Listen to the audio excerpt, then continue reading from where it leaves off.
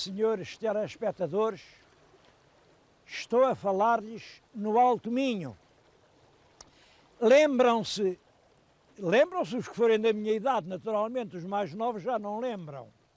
Quando se andava na escola primária, tínhamos que aprender de cor várias coisas. Eram as capitais dos distritos, eram os caminhos de ferro, eram as montanhas e eram os rios. Bom, eu nunca fui muito saber de cor, mas por acaso os rios ainda tenho uma ideia.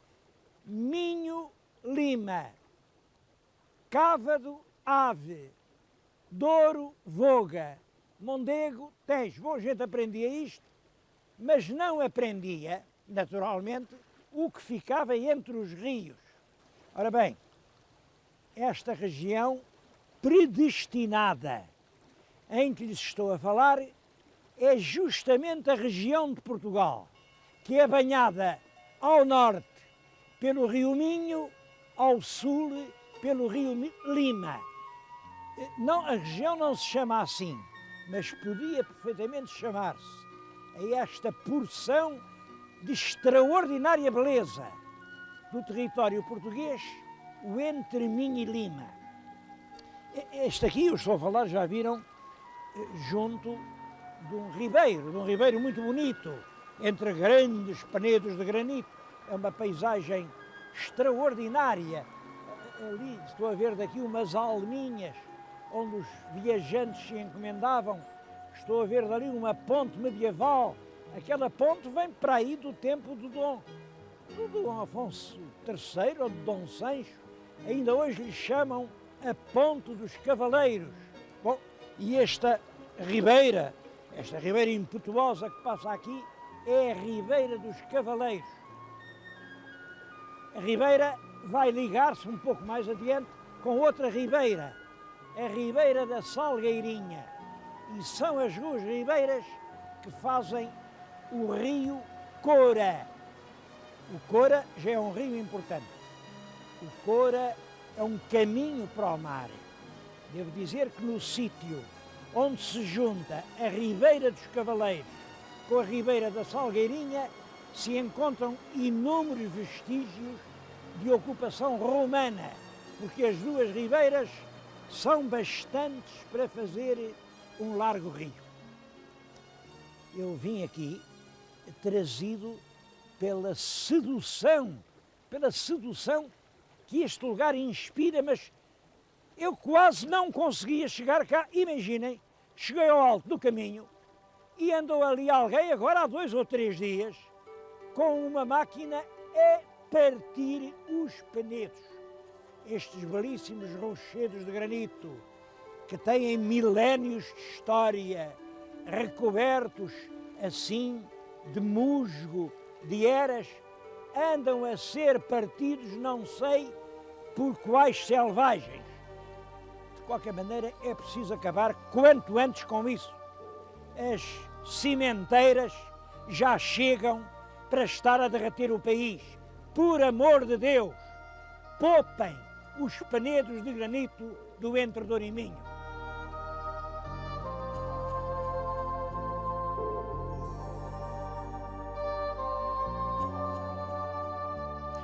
O povoamento humano é muito antigo aqui na região. Bom, e é muito antigo por uma razão. É que aqui a terra é fecunda, dá muitos frutos e mais do que isso. No alto das serras havia lagoas. Eu vim falar-lhes justamente junto da Lagoa de Lamas, também lhe chamam a Lagoa da Salgueirinha. Outrora deve ter havido aqui uma salgueira. O meu telespectador pode não perceber que isto é água, mas eu vou pedir a um dos elementos da equipa que atire para trás de mim uma pedrada. Bom, e aqui têm como efetivamente é água. Nos inícios, enfim, do povoamento, esta lagoa era muito maior do que atualmente.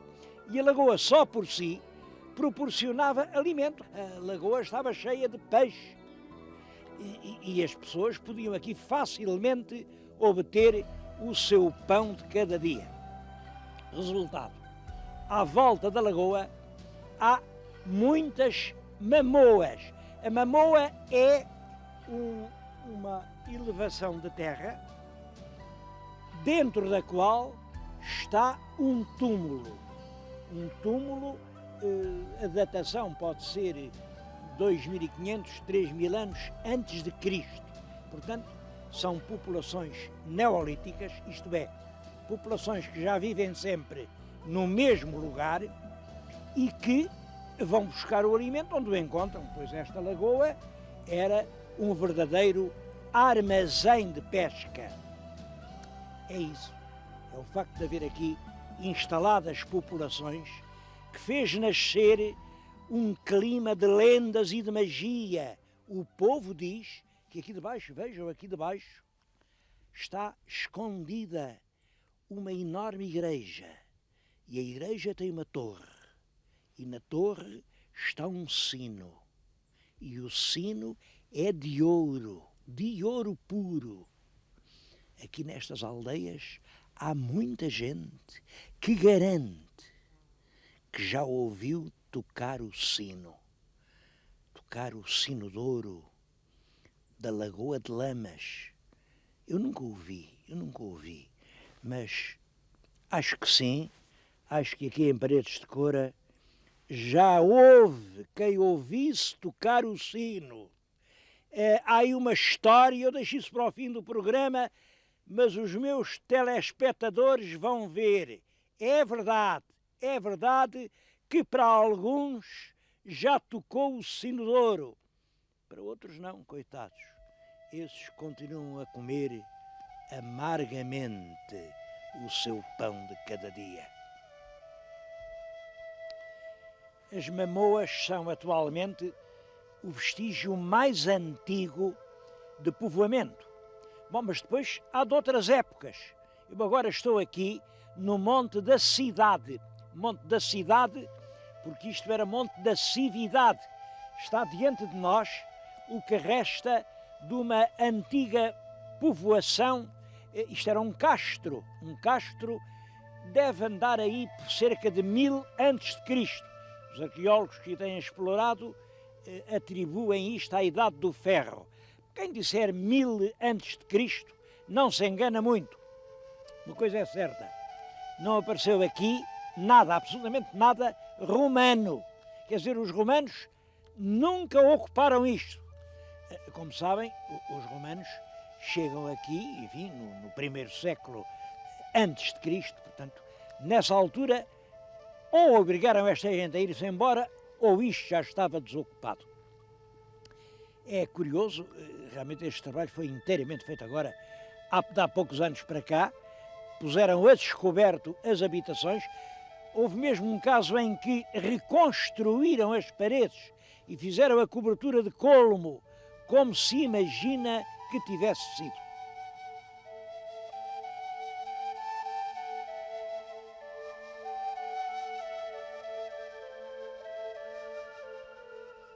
Bom, naquele castro não há vestígios romanos, mas a presença romana veio a ser muito importante aqui na região. Basta que eu lhes diga que todo este concelho era atravessado por uma grande via romana, a que ligava a cidade de Braga, a Braga Augusta, à cidade de Astorga, que era a Astúrica romana. Astúrica, porque era já nas Astúrias. Essas estradas tinham sempre, de milha a milha, um marco.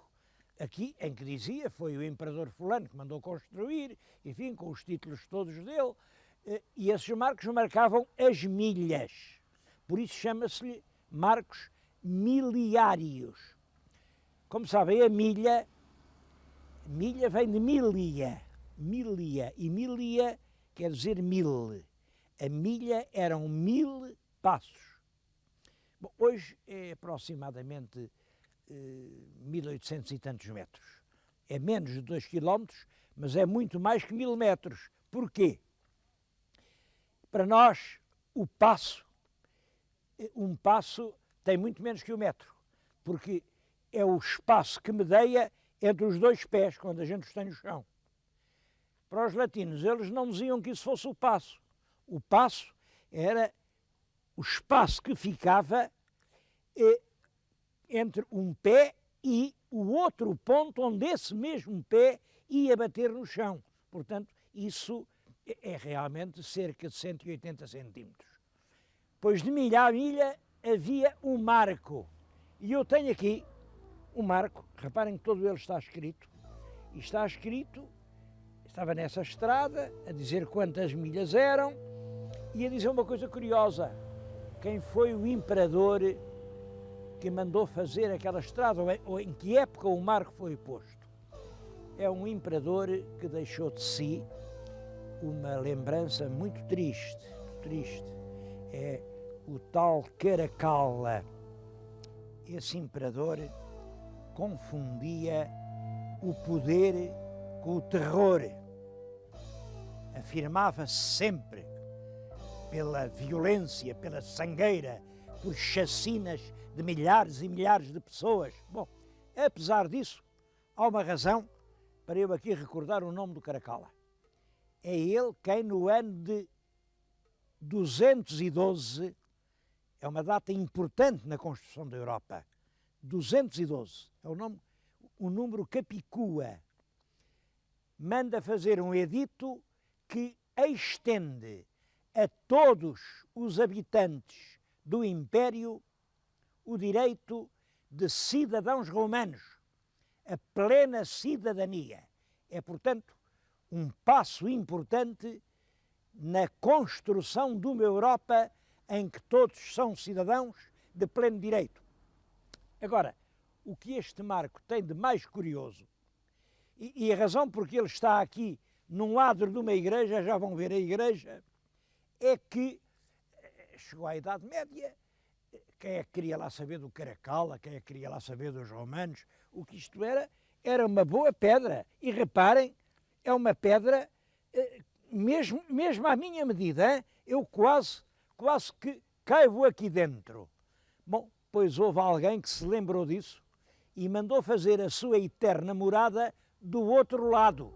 Do outro lado está exatamente um sarcófago onde jazia para a eternidade um cristão que escolheu a lápide miliária do imperador Caracalla como sua última morada.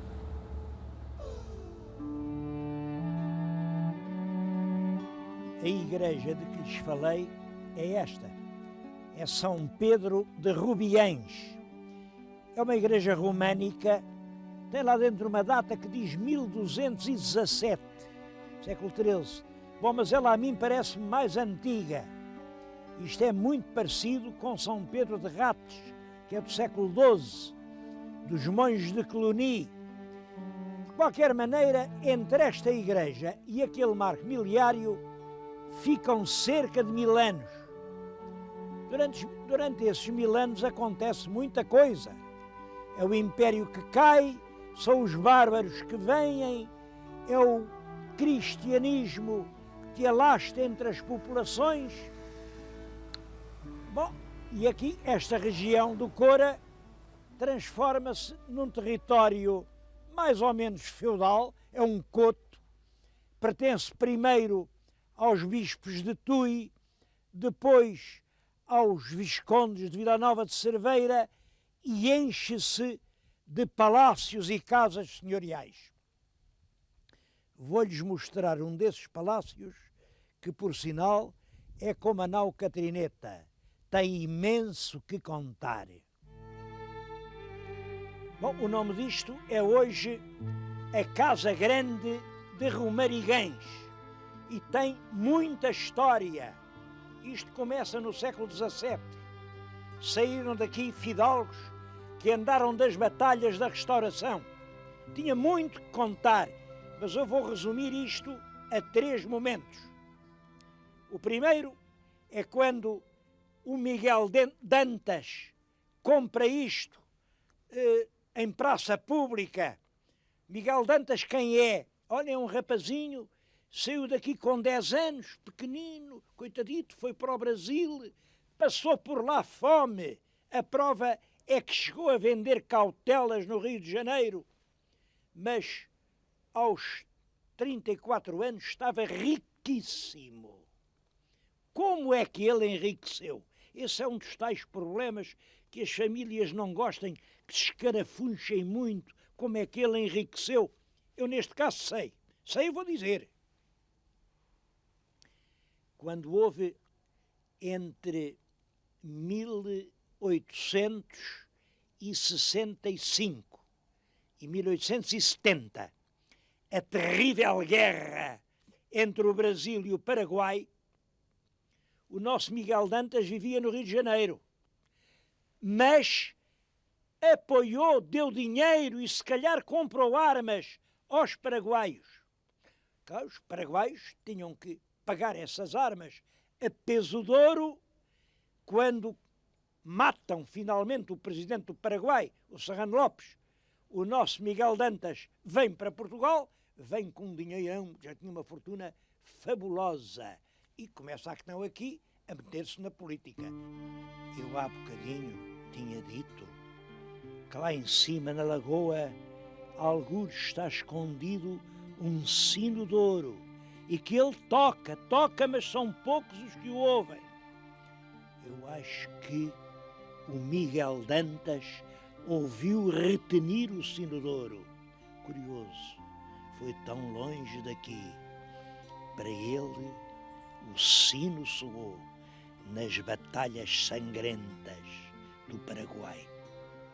Rapidamente é deputado, é senador, esta casa vai à praça, ele compra a casa e hoje, quem quiser prestar homenagem ao grande conselheiro Miguel Dantas, que é, afinal de contas, quem faz Paredes do Coura, é quem faz passar as estradas por aqui, é quem faz chegar o comboio até aqui, é quem constrói a Casa da Câmara, quem constrói a cadeia, quem faz... O homem que faz Paredes do Coura tem o nome, Miguel Dantas. Por isso, a terra está-lhe justamente grata. Olhem, se quiserem conhecê-lo, vão à Câmara. Aquela é a fotografia dele. Ele era mesmo assim. Bom, agora este já é um retrato a óleo pintado depois da morte. Já está beneficiado. Agora, olhem para a estátua. Parece outro. Bom, mas a história é assim mesmo. Transforma a humanidade em mitos, em estátuas. O mais importante é isto, é que este Miguel Dantas, naturalmente tinha família, tinha uma filha muito bonita, a Elvira, e a Elvira vem a casar, imaginem com quem? Com um professor de Coimbra, um homem de fina educação, um homem muito inteligente, progressista, um homem atirado para a frente, mas apesar de tudo, cultor das boas maneiras, que era o doutor Bernardino Machado. Bernardino Machado, presidente da República Portuguesa, também viveu nesta casa. Esteve casado com a filha do dono desta casa e mandou fazer ele próprio uma casinha aqui perto. Olhem, foi aqui que ele morreu. Foi aqui que ele morreu. Como sabem, o Bernardino foi presidente na Primeira República. Portanto, quando vem 28 de maio, a Segunda República, ele exilou-se, foi para Paris, levou as filhas. E foi lá que uma das filhas conheceu um outro português exilado que era um homem cheio de talento, o Aquilino Ribeiro. Bom, o Aquilino já conhecia aquela menina porque tinha sido aluna dele no Liceu Camões. Casaram, foram muito felizes, tiveram muitos meninos e é hoje um filho desse casal, o engenheiro Aquilino Ribeiro, que foi presidente da Câmara Municipal de Lisboa, que é o dono desta casa. Por isso, quando se quer prestar uma homenagem a Aquilino, vem até aqui, vem muita gente, vem os automóveis dos seus ministros, vem uma banda à frente, uma charanga e põe uma pedra na parede. Já lá estão 3, qualquer dia estão 6, onde acabar por estar 12. Oh meu Deus, isso não é maneira de fazer homenagem a ninguém. Esta casa serve de tema a Aquilino para este livro. É uma das obras-primas da literatura portuguesa dos últimos 100 anos. É a crónica da casa, dos seus donos, das suas aventuras, dos seus sonhos. E termina com um sonho do próprio Aquilino Ribeiro. Era ver a casa reconstruída, ver o solar restituído à sua grandeza primitiva.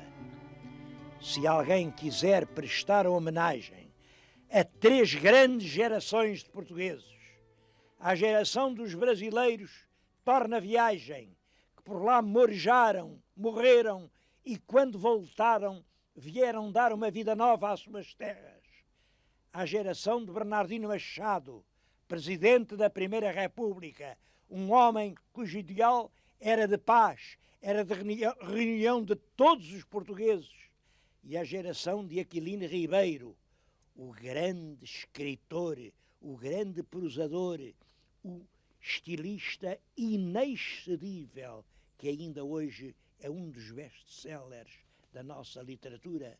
Se alguém quiser prestar essa homenagem, é preciso adquirir esta casa e fazer dela um tríplice museu. Um museu de homenagem à grande geração dos brasileiros, à grande geração da Primeira República, à grande geração de Aquilino.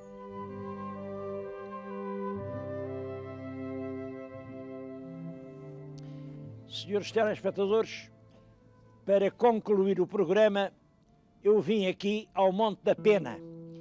É um monte que fica em frente da vila de Paredes de Coura. Se virem bem ao longe, vê-se o casario da vila, que domina todo o vale. Entre este outeiro em que eu estou e as cristas onde se distribui a vila, fica o Vale do Coura.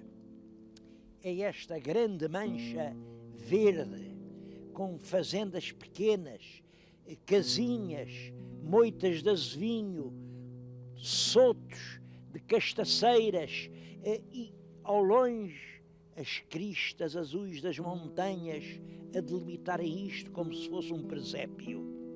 É, sem dúvida, uma das mais belas regiões de Portugal. E eu queria aqui dizer uma coisa importante. Este paraíso, um dos últimos paraísos intactos ao nosso alcance, começa agora a ser reurbanizado. Reurbanizar o que é? É transformar o rural no urbano. É a gente de fora que compra casas aqui, as reconstrói e vem fazer a sua segunda residência. Bom, esse processo já está muito acentuado no litoral, em Viana, em Ponte de Lima, na Ponte da Barca, tudo isso aí já está tudo urbanizado. Mas aqui, em Paredes de Coura, no último paraíso, o processo apenas começa.